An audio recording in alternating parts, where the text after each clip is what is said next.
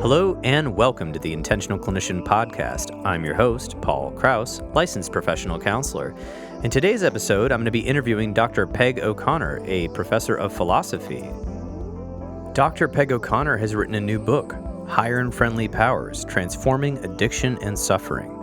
In the book, Dr. Peg O'Conner addresses an audience much like herself, those in recovery who have struggled with this Christian-centric God at the heart of Alcoholics Anonymous. She brings our attention to a little-known fact. The term, higher power, a touchstone in the 12 steps of Alcoholics Anonymous, was coined by William James, who was a philosopher, psychologist, and intellectual giant in the early 20th century. By acting as our personal field guide through the world of William James, Peg shows that higher power, as James conceived of it, is far more expansive than we might imagine. The book, which combines Peg's deep personal wisdom with James's adventurous intellect, has the power to transform the way we live. I believe you are going to enjoy this interview as we discuss the higher power concept. We dispel the concept of the Christian-centric God at the heart of AA. We talk about Alcoholics Anonymous. We talk about many different paths to recovery. We talk about different strategies and changing your relationship to substances. All right, let's get to the interview. Welcoming to the podcast, Dr. Peg O'Conner. Thank you so much for being on the Intentional Clinician today. Oh, thanks for having me on, Paul. I really look forward to the opportunity to speak with you. Yes, when I'm very excited myself as I received the email about your new book, Higher and Friendly Powers, Transforming Addiction and Suffering. I was immediately intrigued by the leading paragraph here where you're talking about that the audience of the book are possibly people in recovery or who are contemplating recovery who have struggled with the Christian-centric God at the heart of Alcoholics Anonymous and kind of how that all came to light. So I think I'm going to let you kind of take it away because you've obviously written a whole book about this, but I'd love to know a little bit about that before I get into your story. But can you let us know a little bit about what this sort of people that go to AA, they talk about God a lot, but then other people that go to AA, they talk about a higher power. And I wonder if you could just help educate us about that. Oh, happy to do so. So that term higher power is one that appears in the 12 steps of Alcoholics Anonymous. And that higher power is oftentimes identified with God as we understood him. So when you read the steps, you'll see that expression, and it's oftentimes in italics. And it's interesting that that term higher power was not coined by Bill Wilson nor by Dr. Bob. It actually has an older origin. It came from American philosopher and psychologist William James, who lived between 1842 and 1910. And a wonderful book that he wrote, The Varieties of Religious Experience, that Bill Wilson read soon after he had his great conversion experience in the Charles B. Towns Hospital in New York in 1934. And James uses that term higher power or higher powers in the plural, or sometimes he'll talk about a higher and friendly power. And he had a very inclusive, expansive notion of what might be included in that. And this book, The Varieties of Religious Experience, was originally delivered as a set of lectures at the University of Edinburgh back in 1902. And James knew his audience. James knew that he was talking to very highly educated, mostly Christian men and women. And so in talking about higher power, he would say things like higher power or higher powers, what we Christians call God, but that also includes things like ideals such as truth or beauty. It includes enthusiasm for humanity. Something more is another term that he uses. He said patriotism can function that way. A better self, that each of us has a better self that can be a higher and greater power that we can harness to make our lives better. And sometimes he says it's moral principles. So, say a secular humanist who has a very good moral framework that isn't resting on sort of God as the ultimate buck stopper, that those can be higher and friendly powers that can help individuals to make radical changes or transformations in their lives.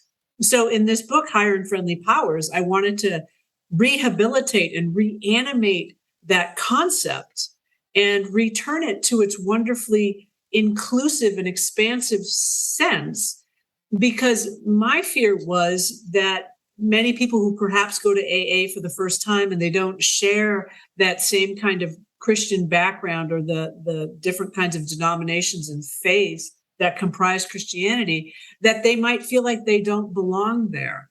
And for me, it was important to make that notion inviting and accessible to anyone who's struggling, regardless of what faith tradition they may come from, or if they hadn't come from any faith tradition at all. Well, I think that is a very worthwhile cause because anecdotally, in the clinician world, we hear stories all the time of people that don't want to go to AA because they got turned off. Maybe they went to a meeting that was really church and God, Christian God centric, and they felt that they didn't fit in. And some of the quote old timers or the war story veterans of the AA group would kind of come in a little too hard on them and say, you to meet this step, you really need to give your life up for the Christian God. You need to accept that Christian God. And I've heard that many times where obviously there's other AA groups that actually go by the secular humanist or kind of put in their description that they are open to all religions. But there is quite a large sect that it's kind of been fused together. And I think that's cultural, depending on your region in the U.S., that might happen. And I do think that it gets confusing for people that are entering recovery because a lot of hospital systems and even intensive outpatients will use AA as an adjunct support group. And then depending on the meeting they pick, the meeting may be more inclusive or actually more exclusive. And that can really, I think, for especially young people, that could taint their experience. I worked with a lot of young people struggling with substance use, and they, in their teens, and they were supposed to go to AA for probation, and they could not have been more upset about that. And in fact, I felt that it almost kind of increased their rebellion. So we worked on kind of a bit different stuff with the youth. So those are just some comments I have about that. So I think it's a worthwhile thing. Anything you want to kind of say about that? Well, I totally agree with you. And I was one of those people.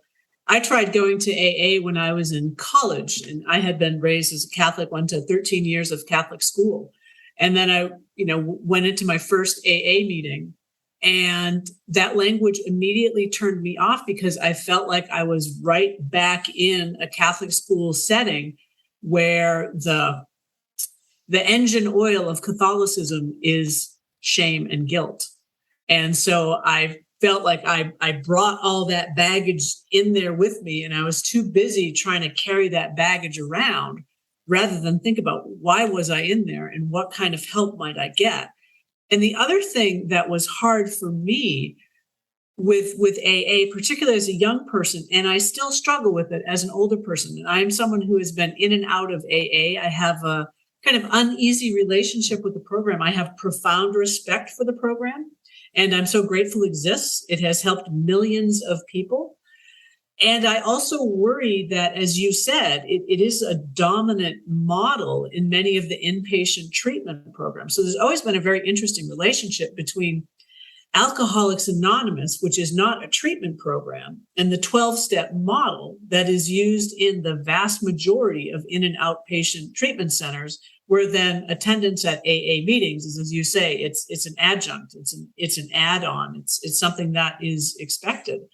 And the other part I had a problem with is with how it works, which is oftentimes read at the beginning of a meeting. Rarely have we seen a person fail who has thoroughly followed our path. And it goes on to talk about those of us who don't seem to do well in AA, that it's our fault because we're not being honest enough. And for me, I felt this fundamental tension of, but I don't believe in that kind of God.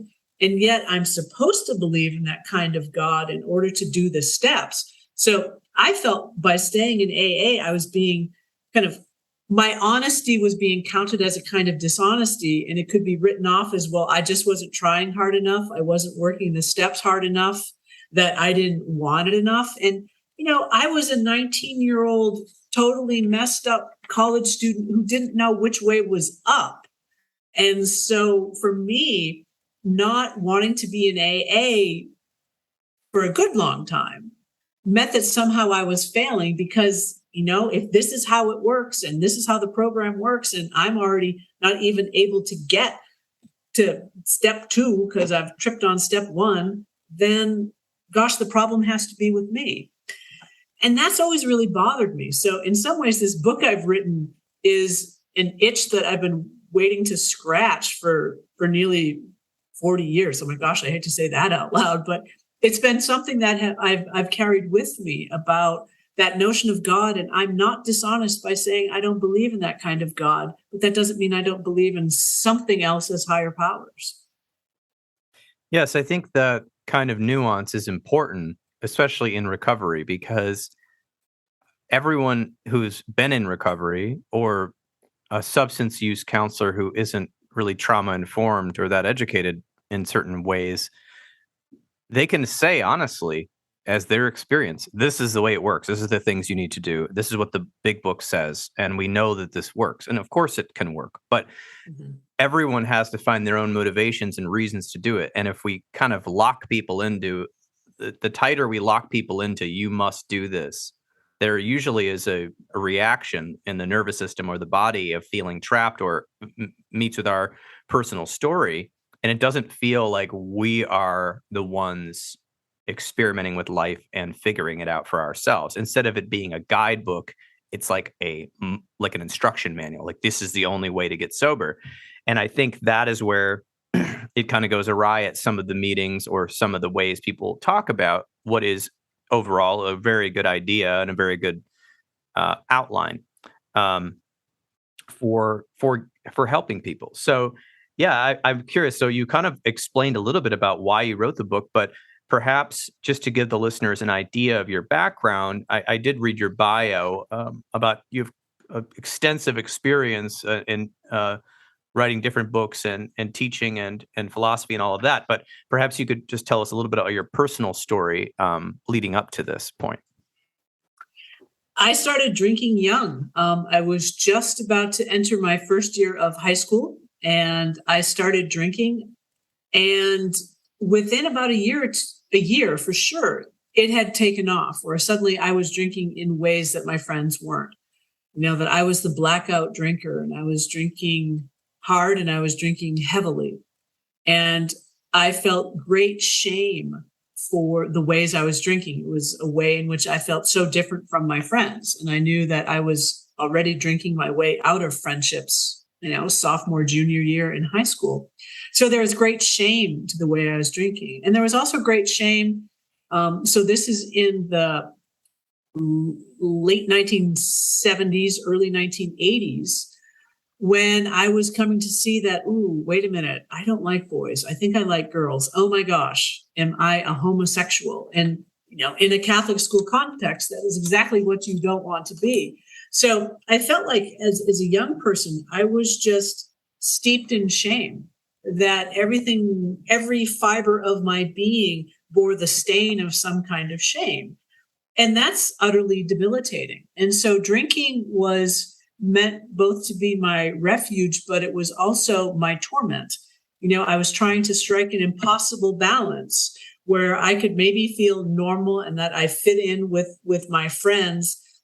But, that sweet spot of having a nice buzz and being okay and funny and having a good time and suddenly becoming maudlin, I don't think 14 and 15-year-olds are supposed to be maudlin, but I was, just made me drink more. So, alcohol aided and abetted the shame that I had, and that shame was the accelerant on my drinking. And so, I almost got kicked out of school because I was at a school dance. Before I went into a blackout, the last thing I remember saying to one of the nuns who was chaperoning, "And your clothes are ugly too." Always important to insult a teacher who's a nun about their habits. Doesn't go over very well. And I would have been expelled, except the headmaster and my dad had been grammar school and high school classmates. So I kind of got a free pass in some ways. And I didn't have any terrible consequences. And, when I got to college, I would drink and I would try to quit. I'd quit successfully during a sports season. But then come the end of the season party, I'd be back off and running. And as a sophomore in college, I almost drank myself to death. I had both mono and chicken pox, and the doctor said, do not drink. And I said, okay, I won't drink. And of course I drank, and I could have ruptured my spleen, and I darn near did. And again, I would try to quit, and I would quit, and then I would start up again. It's like Mark Twain said about smoking, oh, it's really easy to quit. I've done it thousands of times. And so I could quit. And I would lie to myself. There's a certain kind of self-deception about, well, I don't have a problem because I can quit. But what I didn't look at was the kind of corollary of that. But if I keep having to quit, I have a problem. And so I got through college. I loved college, but I feel like I wasted some of my time because I was drunk a lot, but I was also a worker bee. And that's when I fell in love with philosophy. And I think philosophy actually gave me some important concepts to think about what was going to be the meaning of my life and what was my moral character? What were my moral principles? Was I living the kind of life that I thought a good person would live? And the answers were a resounding, hell no. And so I graduated college. I have absolutely no plans. And I had a horrific car accident, and I landed in the hospital with a severe concussion and some broken bones and massive muscle trauma.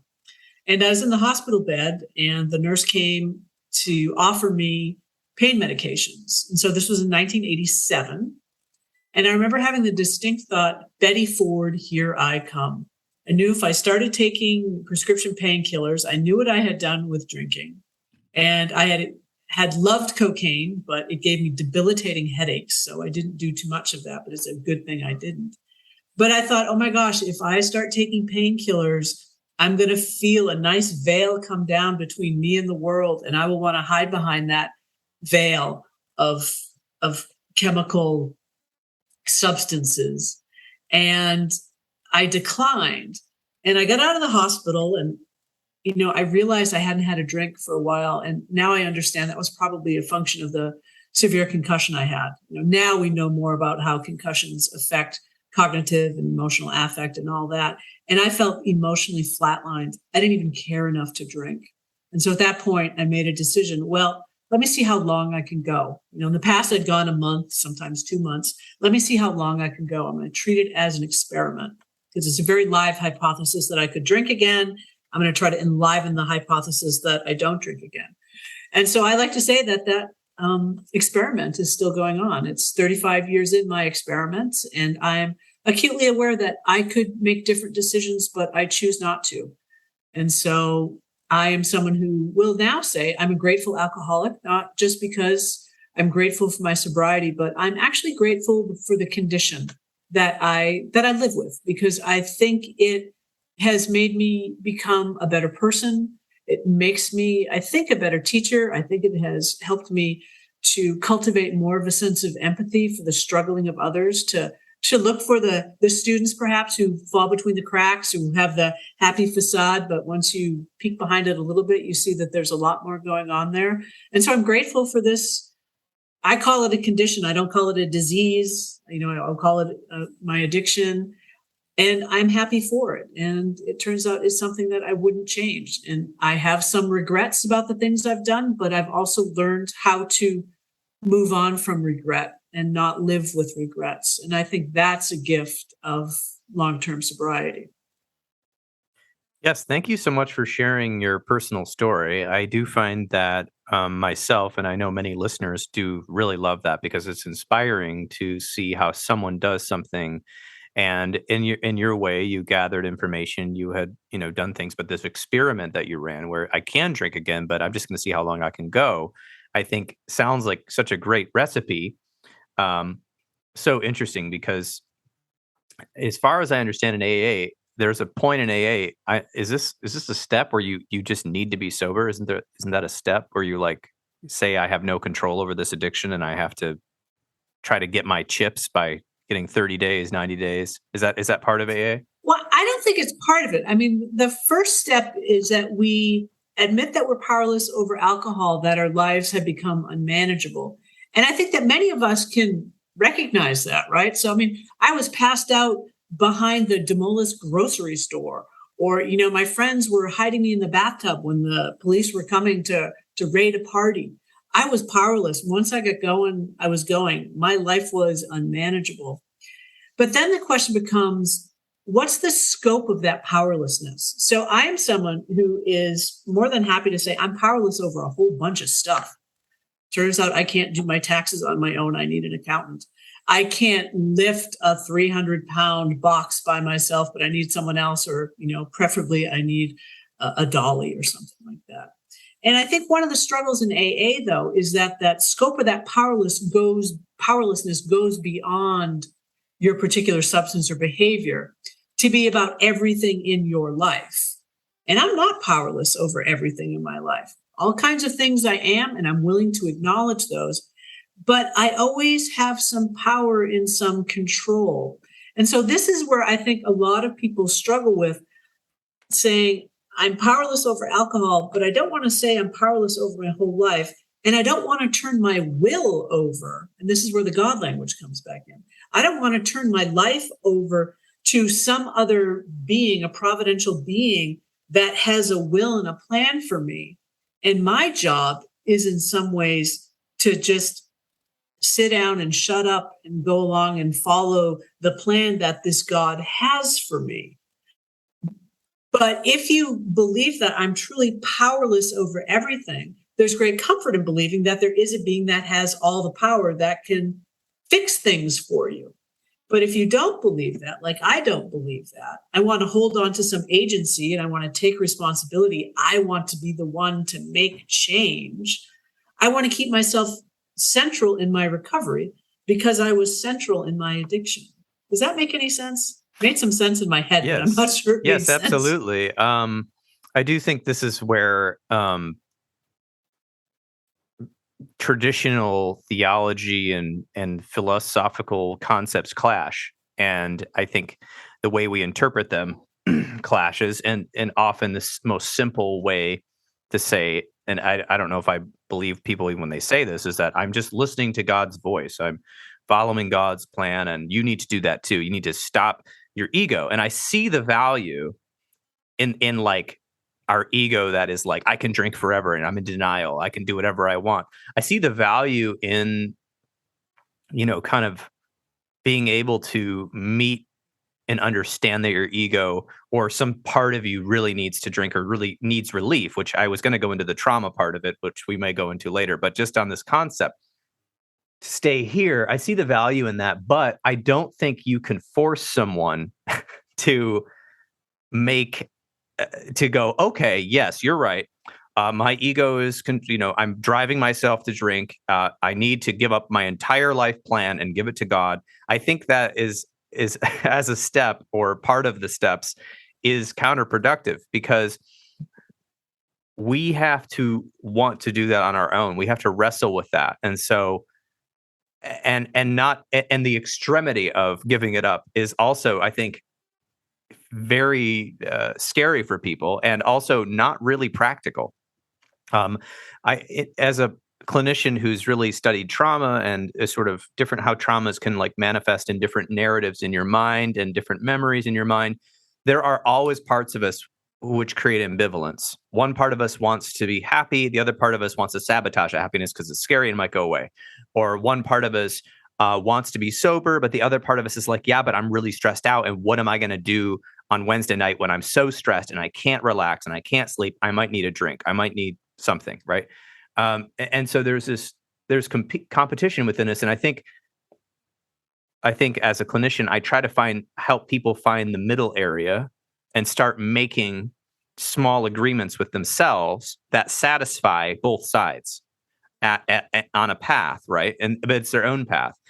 And there's so many other clinical concepts, but philosophically, I think it's very dangerous and difficult to enforce giving up one's will completely.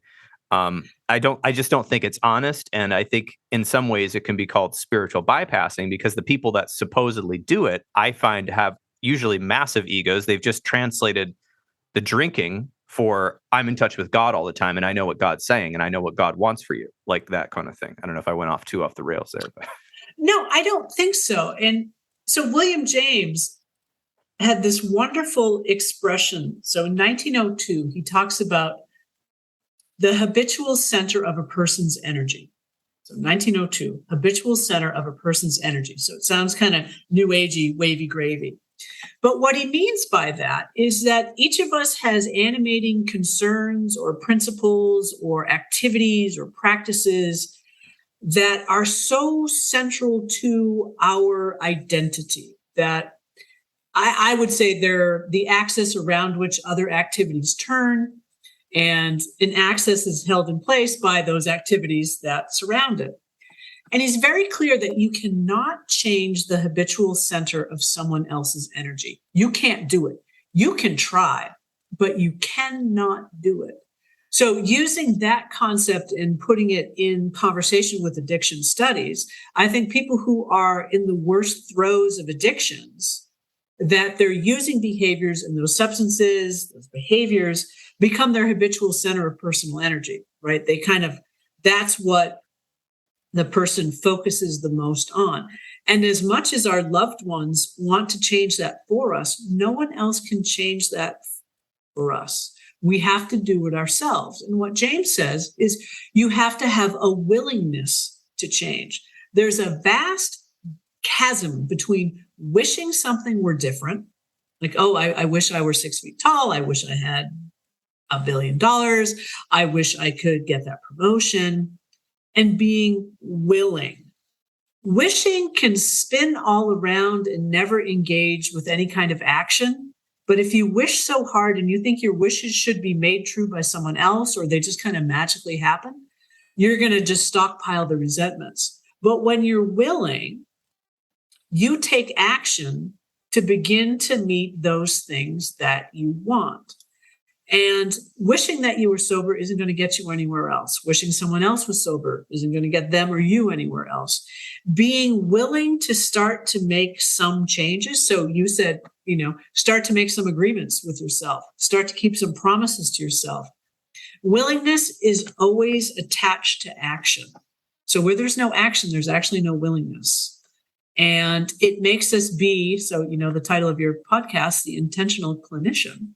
At some point, each of us needs to become very intentional about looking at the changes we're trying to make and why. We have to become intentional, I would say, in beginning to cultivate a positive ideal or a positive vision, or to have positive aspirations that you'd want to be able to meet.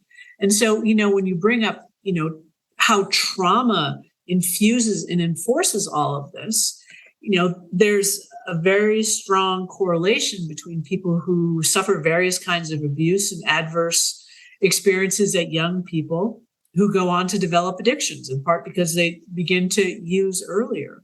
And I think one of the greatest losses of people who have been traumatized, particularly as young kids, they don't learn certain kinds of what I would call essential arts of personhood. That's kind of a moral concept, essential arts of personhood. And one of them is to being able to imagine good things. Traumatized people become very good and proficient at imagining all the bad things because, well, maybe they don't have to imagine them. They're already experiencing them.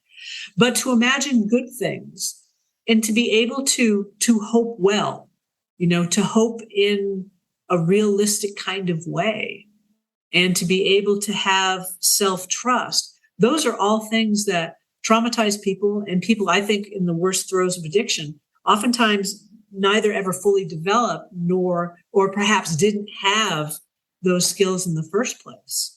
So any kind of recovery from addiction has to involve there being something positive and good that the person can begin to look for, to have as a goal, to have as an aspiration.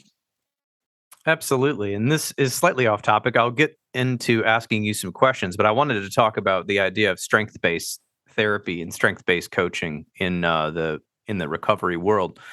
And I am certified as a ACRA instructor, which is Adolescent Community Reinforcement Approach. And it was actually developed by Dr. Robert Myers in the early 80s, late 70s, a little bit, because he had been through a whole situation with his father being an alcoholic and watching his father die from it. And he's friends with William Miller, who wrote Motivational Interviewing. So a lot of the concepts are taken from that book, and they were kind of friends in New Mexico. And I got certified in that in the, 13 years ago or something like that. And then I became a trainer independently with his permission. And one of the things that really works with the kids, and I'm sure it works with adults too, but this is the kid version I'm talking about, was really working on a couple of things. One was trying to find what that kid loves. What makes this kid happy? What is exciting to them? What is their passion? And working our tails off as the therapist, case manager, trying to coordinate with the family, trying to coordinate with the group home if they're in state's care, to get them into that activity. Because what we saw, and this is what the research demonstrated with Dr. Meyer's research, was if they were in those activities more, they would just use a little bit less substance, right? We're not telling them to quit, because, and part of the program is you don't ever tell the kid to quit. Then the moment you tell the kid to quit, they're going to rebel. We're just trying to say, I want you to be happier and healthier, whatever that means to you, right? Because everyone else is saying quit. The teacher's saying quit. Your parents saying quit. Your probation officer saying quit. The second thing we really work on is dividing up what makes them happy and what makes them sad and what are their traumas. And we do that through activities, because a lot of kids don't like talk. Let's sit down and talk for an hour. That sounds terrible to a teenager. Right. No. So we do it with activities and worksheets and fun and music. And we have little like questionnaires, like rate your happiness level with your parent, rate your happiness level with a boyfriend, girlfriend, or whatever, rate your happiness level with activities, hobbies, rate your happiness level with drinking and drugs and alcohol, and all those things. And so helping them separate, because a lot of teenagers are stuck in black and white concrete thinking, helping them separate, my happiness is actually much more nuanced. These things I'm feeling happy about. These things I'm not feeling happy about. How do I get the things I'm not happy about, instead of a 2 out of 10, how do we get that to a 5 or a 6, right? And we start working on goals. And this is a huge concept, so I'm not giving the whole point away in this. You can read about it. The whole manual is online for free. But one of the bigger other concepts we love is trying to engage the family and the community, to build this child up, to find out how do we get them away from a dangerous environment? How do we get them feeling good about themselves, like what you're talking about? How do we get them feeling resilient? How do we help them feel safe? Because we're trying to remove the obstacles to cure, what they call in medicine, the obstacles to cure. Right. If every night I'm going home to my parents' house after school and I had a rough day at school because I don't have the cool clothes and I'm from a poor part of town and my parents are screaming at each other, or maybe one of my parents isn't there, or maybe I'm in state custody, I don't feel safe anywhere. So what helps you feel safe? Marijuana, alcohol, opiates. It makes you feel relaxed. It makes you feel okay temporarily. And then that's when the addiction starts to take over. And then, as you said, there's a part of you that feels the salvation from drinking because you get relief from your stress or your anxiety or your depression or whatever it be, but then it comes worse when you come down. So those are some things that we found worked, especially with the kids, because they couldn't stand going to AA because it was like another authority figure telling them. Now, adults, I've had a lot of adults love AA. They get a lot out of it. I worked with an adult once who, not once, many times, who said AA's changed my life. It helped me so much. And they kind of had the nuanced view where it was what I needed at the time. I needed all these men and women to go, dude, don't do what I did. Here's the steps, work the steps, call me at any time. It helped them so much. But at the same time, with the young people, it's like we have to look at what is the reason the young person's drinking? What is the reason the young person's doing drugs? It's not just because, and this is the old school kind of maybe labeling, they're an addict. They have addictive genes. They have a bad character. All this all sort of of them. crap. Yes. Yeah. So we have to look deeper. So anyway, I want to see what you had to say about that. Well, I think people start drinking and using for particular reasons. And some of them are, easy proximity opportunity. Okay, yes, that is true for some. But I think it's more true, or it's true for a greater number of people, that people are looking for certain kinds of effects. So if I am someone who feels really insecure in so many kinds of ways, and it's easy to get a hold of some marijuana and I can start smoking and that relieves some of my social anxiety for a while, then that's what I'm going to incline towards. And I'm going to continue to look for things. Or you hear people say, I like how I feel when I have these substances. And otherwise, I never feel comfortable in my own skin. Or I feel like I never fit in. And so those reasons for using are absolutely crucial. So any kind of, I'm going to use treatment not in the clinical sense, but any form of help or treatment that doesn't get at those underlying reasons, I think is bound to fail. And I think it's a very convenient fiction to say, well, there are just some people who are predisposed towards addiction. Or I've heard people say, I was an addict before I took my very first drink. And I think I can't even make sense of that claim, or that they see so much of what went wrong in their life. Well, I drank because I was an alcoholic. Well, no, you became an alcoholic because you drank. But your point, why were you drinking in the first place? What made that so appealing? And I think in the best AA with the best people, and what do I mean by that? I mean people who are genuinely there to help others. And it's true that when you help others, you help yourself. So, there's a couple of different things going on there. But I think the power of self-help groups like AA, like Smart Recovery, Rational Recovery, Women for Sobriety, Life Ring, why those work is because people come in and they see others who maybe had it worse than they did. And look at them now. Wait a minute, that guy, I remember that guy. I'd see him passed out somewhere. Or I remember her. She was the one who was always drunk at these things. And wow, now she no longer has this desire to use or to engage in certain behaviors that I still have burning right at the center of me. How did they do it? And that's the power of other people. And that, to go back to our earlier conversation, that's why many people say the group becomes my higher power. I kind of hitchhike on that for a good long while until I can begin to develop and identify it for myself, or even find it within myself. Maybe it was there all along, but I covered it up, or I was ashamed of it, or I was afraid of certain things about me or how I wanted to be in the world. But, it's liberating to be able to say, this is who I am. And I think one of the greatest gifts of good sobriety is that kind of self-knowledge, that we come to know ourselves. We understand why we were doing what we were doing, why these seemed like good choices at the time. And we know why we don't want to make those same choices anymore. And we see why we want to move our lives in different directions. And that is extraordinarily empowering. So again, to go back to the earlier discussion about where's all the powerlessness is about, yes, the substances and the behaviors. And there are some very real structural forms of powerlessness. If someone is marginalized, is subject to certain kinds of abuses, that powerlessness is genuine, but that doesn't mean that a person is completely disempowered and can't, in some ways, begin to take up more space in their own life. That's exerting a kind of power that is liberating. That's life-sustaining. Very good points. I was actually just looking at some of my notes here, and you were actually covering some of the key points you make in your book, which I think is going to be very good for people that are, thinking about going into recovery, or somebody who has a family member who is struggling with addiction. I wanted to ask you about some of the other points that you were making in your book, and well, let's do this one for a second, and then I have another one. But undertaking spiritual recovery in AA without a religious denomination, that kind of intrigued me. And then, yeah, what are your thoughts on that?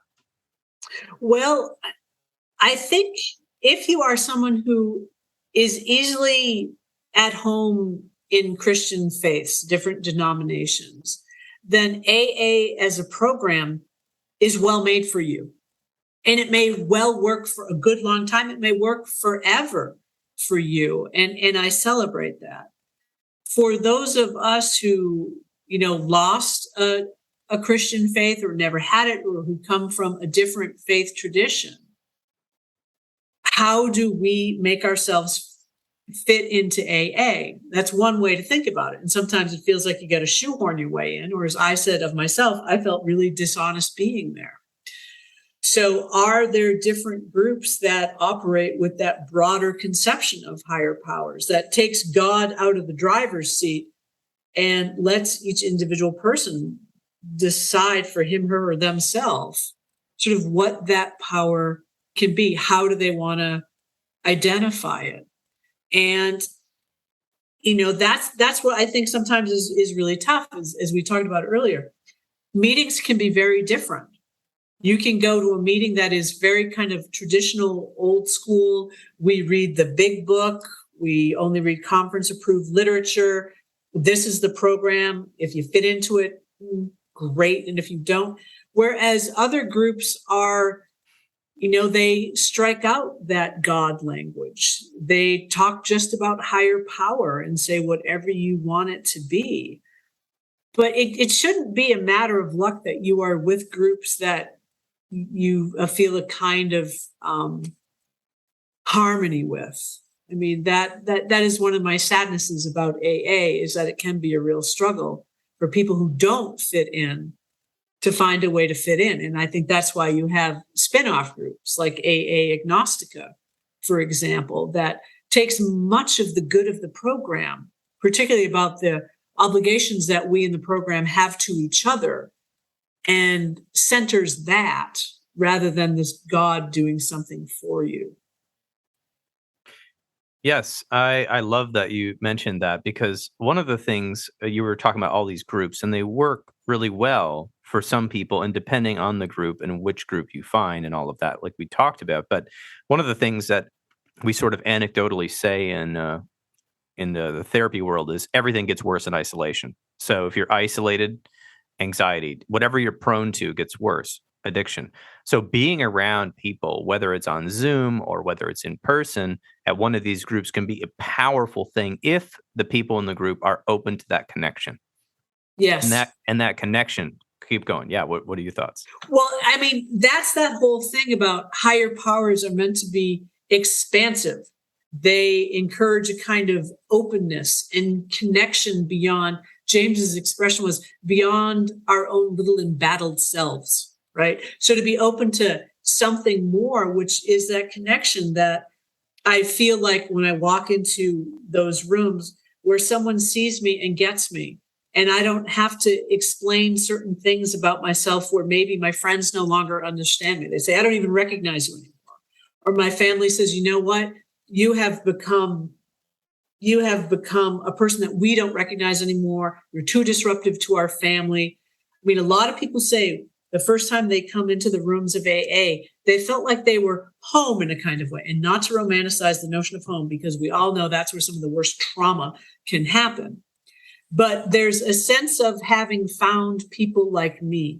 These are people who struggle like me. I no longer feel like the outcast. I know in AA, one of the expressions is, I no longer feel terminally unique.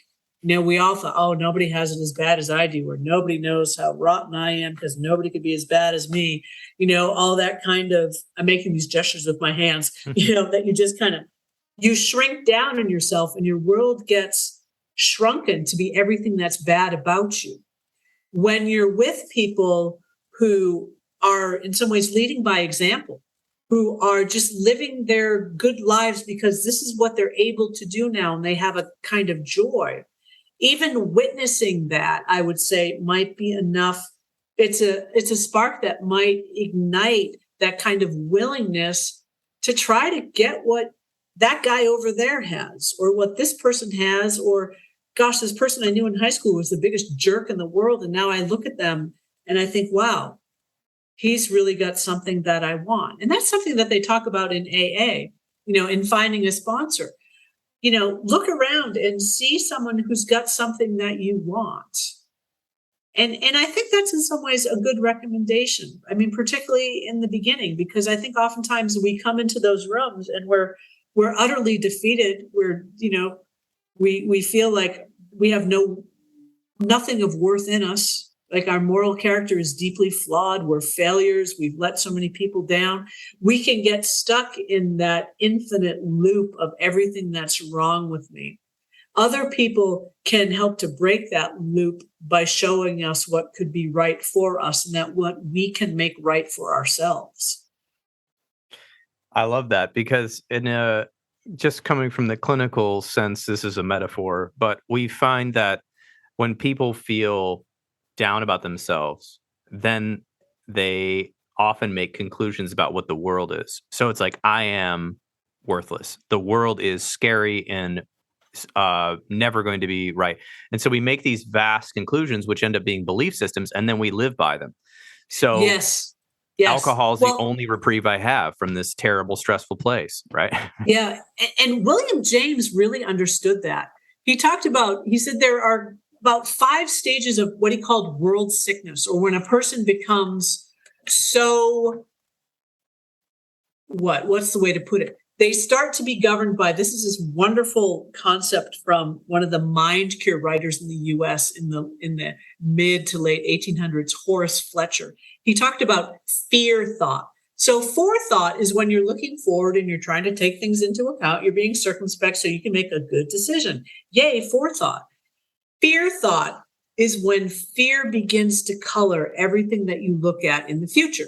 So it's kind of the anticipatory fear that the very anticipatory nature makes it be the case, one of those self-fulfilling prophecies.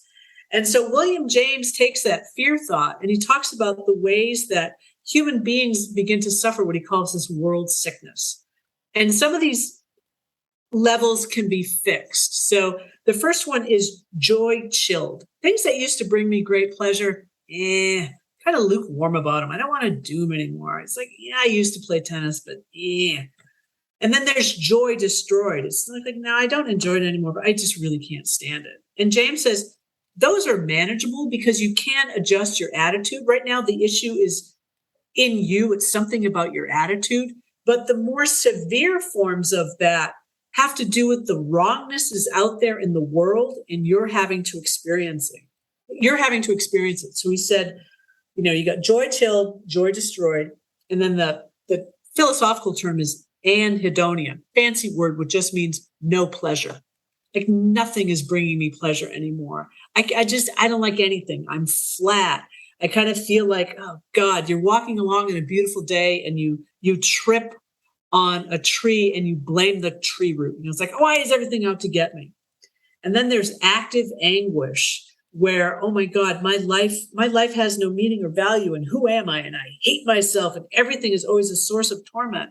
And the worst is what he calls panic fear. When the world itself is hostile to me, where everything is so bleak, there's no meaning or value in the world, and I'm just here trying to do the best that I can. And William James described himself as having landed at that worst phase of panic fear when he seriously contemplated suicide. And I think that these 5 stages of world sickness are a great way to understand the trajectory of addiction, what it does to a person in terms of pulling people away from relationships and things that had brought them some pleasure, to kind of pushing them away entirely, to beginning to really drill down into themselves and then out to the world that is all just darkness and horror, and why bother? And it inculcates a kind of resignation and fatalism that's utterly debilitating. Yes, indeed. I'm glad you touched on those. I was wanting to get to that concept because I do think that, and this gets into like sort of psychotherapy, but how we view the world can reflect on us, or how we view ourselves projects into the world. So if I'm having, quote, bad day, let's just go with bad day, and I'm thinking, well, I was late and, my coffee was stale and I don't know, whatever sort of thing you're doing on your commute to work. And then you just see other people and somebody, turns a little bit in front of you. And you're like, I'm so mad at them, right? So then it's just like everything is wrong. And I start projecting my thoughts onto others, in the grocery store. Oh, they're miserable too. Everything sucks. These sort of things that we get in this state of mind. And then there's a rationalization to use. Well, this world sucks. I need 18 Miller Lights tonight because how am I supposed to, there's nothing for me. And then that becomes a self-fulfilling prophecy, and that continues. And then the addiction actually comes in where you crave the alcohol or you crave the drug, and it is your coping skill. It's no longer a relief here and there. So, versus, questioning. And this is hard because our nervous system, the way we feel in our bodies influences our thoughts and vice versa. So if we're in a very stressful situation, we have to figure out alternative ways of calming the nervous system and alternative ways of getting ourselves out of our thoughts. So my partner likes to say, whenever someone cuts me off or cuts us off in traffic, she goes, I bet you they have really bad diarrhea and they're just trying to get to the next gas station, right? So it's kind of this like joke, but it also takes you out of your anger projection. And just going, well, or maybe, or her other favorite is maybe they're on the way to the hospital to see their child and they're really worried. Okay. That slap right there. And I'm having a quote bad day, but I'm not looking at the context of bad days, right? What is a bad day in Europe in 1500s? Like what is a bad day for somebody? What about a bad day for somebody who lost their, child or their house burned down? I mean, just turn on the news. There's lots of people having worse days than me. So can I put that in context instead of kind of, swimming in my own muck here? But then all of the swimming in anything can be used to rationalize substance abuse or substance use. Oh my gosh, so-and-so won a game. Let's drink. So-and-so, lost some money due to something. We should drink. We're going gambling. We should drink. We're going to a concert. We should drink. We're being forced to go to a school board meeting. We should drink after that. Our kids are during and after. Right. Our kids are playing a soccer game. Here, put something in your cup. There's all these reasons to drink. And before we know it, we have a habit. So I'm wondering a little bit if you could, give some of your insight on how do people change their relationships with addictive substances and behaviors? Because we can't, I think part of the recovery process is maturing beyond your peers and maturing beyond the culture that you were brought up in, or maturing or recovering from the trauma that brought you here. But I do think that if we just say all or nothing, no, you're never drinking again, you're never doing this again, there's a reaction. So how do we actually realize we have a relationship with the substance or the behavior and start to cultivate a change in that? What are your thoughts on that? I think that's a great question. So, I teach at a college, and they'll say numbers show, and they use some funny language, but about at any one time, about a third of college students will meet the diagnostic criteria that we used to have for alcohol abuse. So that was the DSM-4, not the 5. Now we talk about substance use disorder. And most of those are going to transition, mature out of those kinds of troubling, problematic drinking and using patterns. In part because their environment changes, their situation changes. And so it turns out that once you're in a job that's 9 to 5, instead of in a situation where I'm going to take all my classes in the afternoon, so don't have to worry about a hangover, that most people choose to start making and taking different courses of action. And most people will transition out of troubling alcohol and drug use just by being at different phases at their life, realizing certain kinds of limitations, realizing that, these sorts of things, drinking and partying, and I'm a young parent, I can't do that anymore. And so most people will make that choice. But some people progress further down that line where it becomes harder to make that choice, so that those alcohol and drug and behaviors become more central, to go back to that notion of habitual center of personal energy. Those get harder to undo because they're taking up a bigger role in your life. So the question is, how do you put other activities or other kinds of relationships or other kinds of concerns into your life where drinking no longer seems to be the better thing to do. So your example of working with kids, how do you make them come to see for them that they actually would feel better and have more fun if they did these other activities rather than just, sitting on some ratty couch, smoking a joint and drinking a lukewarm beer, but people have to come to see that for themselves. And, I certainly know people who have something of a wake-up call. So William James has this expression, misery threshold. Each of us has our own misery threshold. And that's the point at which suffering, whether it's being physical or emotional suffering, becomes intolerable, and I don't like it, and I don't want to do that anymore. And a lot of people have a misery threshold that when they get a little bit below it, they're so uncomfortable. They say, well, I don't want to be doing that anymore. And a misery threshold is different from rock bottom. If I could jettison any one concept from our discussions of addiction, it would be the notion of rock bottom. Hate it, hate it, hate it, because it makes it seem as if there's this objective point where if I'm a guy, I've got to lose my pickup truck, my wife, and my dog. And if I'm a woman and I'm a mother, I have to be drunk in front of my child. It makes it seem as if that's the point that everyone must hit before they can change. And if someone hasn't hit that point, but they believe they have to hit it in order to change, they're going to keep using until maybe they do hit that kind of point. So I think it's a very dangerous concept. But if instead, I think, am I being the kind of person that I want to be? I feel terrible that I'm not being a good parent right now. Or I feel terrible that I can't meet my elderly parents' needs because I'm too hungover. That discomfort oftentimes is the catalyst. And so each person has to identify their misery threshold on their own, and that threshold can be recalibrated. My misery threshold now as a 57-year-old is very different from what it was when I was a 22-year-old. But that's a kind of self-knowledge. So maybe the short answer to this question that I've been dancing around is it becomes a matter of self-knowledge, knowing who you are and what you want. That's probably one of the most important things to have for the possibility of change.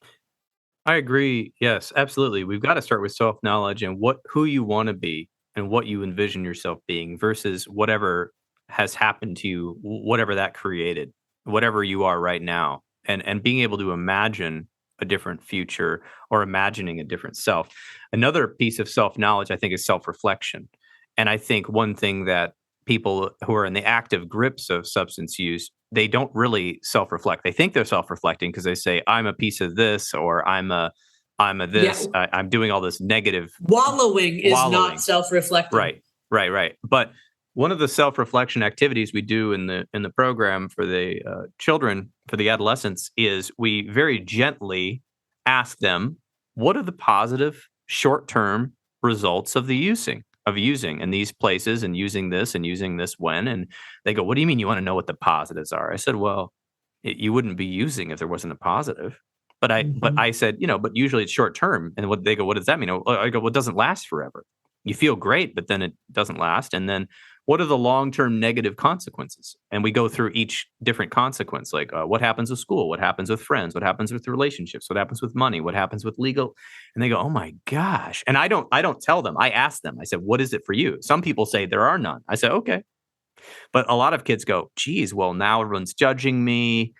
Someone broke up with me because of this. I smell because I've been smoking all these cigarettes, and then I go, okay, well, there's the positive and the negative. And, are you open to asking permission? Are you open to working on some ideas of how to get some of these same positive effects from other things? Are you open to that? Yes or no? And if they're not open, I don't push it. And if they are, I go, okay, well, what's one of the big effects you like? Well, I just love bonding with friends. I love just having a good time and not thinking about our parents and like what's going on with them. And so then we work on getting them in a pro-social activity. Here's the fun part about pro-social activities, though. Opposite. Short-term negative consequence, long-term positive. Short-term negative is I've got to get on the bus. I've got to remember to get to the hip hop club by 5 o'clock, or the music show or the art group or whatever it is in my neighborhood. I have to get there. I have to pay money. I have to be organized. I have to give up time I could be watching television. I have to do something that's negative, that feels like work. And then the long term, I feel great. I don't want to leave. I had so much fun at the group. I had so much fun playing the sport. I had so much fun being involved in this music club or whatever at school. And then slowly but surely that takes up more time that they could be using, right? And so it's a tough concept to help people learn that we have to be able to accept some dose of pain or discomfort, right? But that's different because we're forcing ourselves into pain and discomfort versus the pain and discomfort that comes from a ton of substance use and we're feeling great. And all of a sudden we have this terrible discomfort that comes physically or mentally post-use. So that's a fun concept. Thoughts on that? Yeah, I think that is right. I mean, there's an expression, there's a reason why we have the expression growing pains. Yes. And sort of we grow as people all the time. Our character, ourself is never set in stone. It's always dynamic. We're always, James talks about, he'd rather not talk about self. He'd rather talk about selving. We're constantly, it's always this dynamic. We're changing, and we're changing as a consequence of who we're with and what we're doing and what we're hoping for and how we're understanding ourselves. And, I think to go back to one of your earlier points, self-knowledge and self-reflection are more than introspection, just looking inside, because when we look inside, oftentimes it's like we're looking into funhouse mirrors. We don't have any corrections. There's no corrective lens. There's no way to interrupt our confirmation bias. So a lot of self-knowledge actually comes from being around others and seeing and hearing how others see and understand us, which can be eye-opening. So, a person who is newly in recovery still may have that self-image of I'm the screw up. I'm the guy who lost his wife. I'm the daughter who wasn't there when her mother was dying. I mean, all these things. Someone else may see, but I see, you are so reliable. You're always the first one here making the coffee. We can always count on you to make sure these doors are open when someone comes. I was like, what? Someone sees me as reliable, but no, I'm the screw up. I've always been the screw up. So there's stories we've been telling ourselves for perhaps decades. They get interrupted when we encounter how someone else sees and experiences us. And that's another great gift of those, self and other help, mutual help groups. That's kind of the secret sauce. The secret sauce is in others starting to regard us as trustworthy, or regarding us as having something positive, regarding us as being a good, decent person, because many of us at some point may have felt that I had no decency left. But wait a minute, if someone else sees something good in me. So this is why I oftentimes talk about people early in sobriety are hitchhikers. We have to hitchhike on other people's understanding of what a higher power might be. We have to hitchhike on how other people see us, or what we have to do to try to change our relationship with these substances and behaviors. But at some point, then we start to keep mangling metaphors here and analogies. We start driving our own car. But at the beginning, maybe we can't so much. But that's not the same as turning everything over to a God who's going to do all the driving for you forever. Just to come full circle on that. That's a perfect segue, because I really think you've given a wonderful amount of knowledge here. And I'm really excited for people to hear this and also to read your book. But I wanted, because this whole book started off with this philosophical, confrontation with your experience in AA and what you want to see come out of AA and other groups. I wanted to see if you could sort of touch on this concept, good without God, recognizing the difference between spirituality and religion, to kind of help those people that may still be reluctant to get into a group, because there's, as we said, there's so many, we can talk about the negatives, but there are so many positives to being exposed to an intimate relationship with somebody who really wants you to succeed and is your cheerleader and your mentor, or even just a peer that's just like, dang it, I can see the good in you. You can't see the good in you, and I can't see the good in me, but you can see the good in me, and I can see the good in you. It's so much easier, as we say, it's so much easier to help others than to help yourself sometimes for some people. Oh, sure. Yep. it's easier from the outsides, but again, this barrier of some AA meetings being almost like religious revivals in some towns and in some places, and how do we just not lose faith in the whole program just because we had a bad experience at one of these meetings? How do we understand this difference between spirituality and religion? If you could expound on that. Spirituality is unique to each person, and it's a sense of reaching outward to others. So again, something bigger. James says anything larger will do if it helps you to take the next step. It could be anything. So spirituality reaches outward into the social world, into the physical world, into nature. One of the examples that James uses of higher and friendly power was from Henry David Thoreau, walking in the mist at Walden Pond and feeling not just a sense of connection, but a sense of communion with the pine needles. He said he felt as if the pine needles were befriending him, that he was part of nature just as much as the pine needles. And spirituality is also something that reaches inward to our own self, to see to see what possibility is there. Ideally, religion should be founded on spiritual experiences. But James always noted that there's a problem when one person's spiritual experiences become the foundation for a religion. Religions can become too wound up in dogma, in doctrine, or in program. And that was my worry about AA. Bill Wilson had a very specific spiritual experience that became the foundation for the program Alcoholics Anonymous.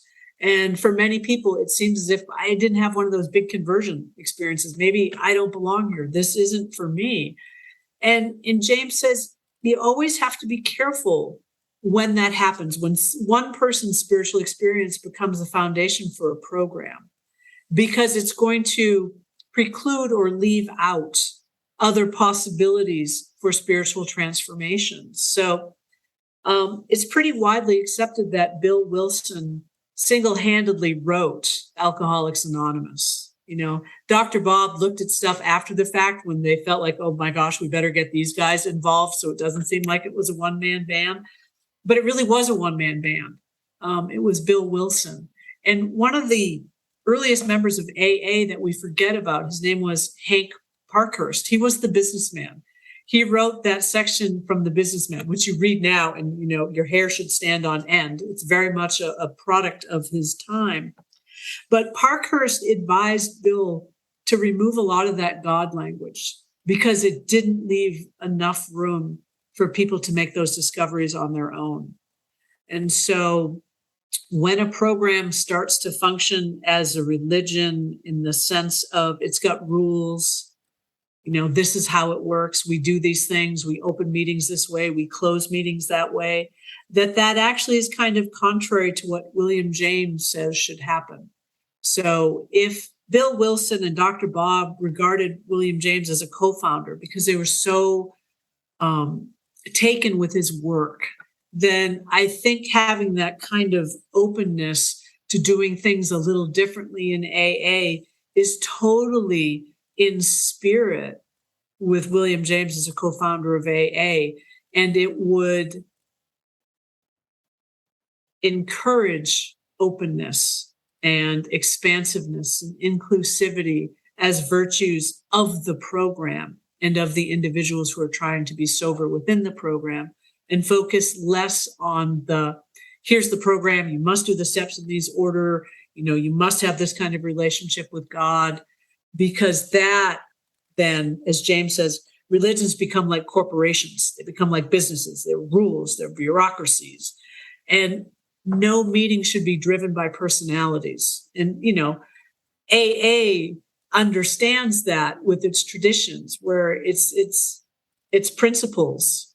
It's not personalities, but that gets blurry.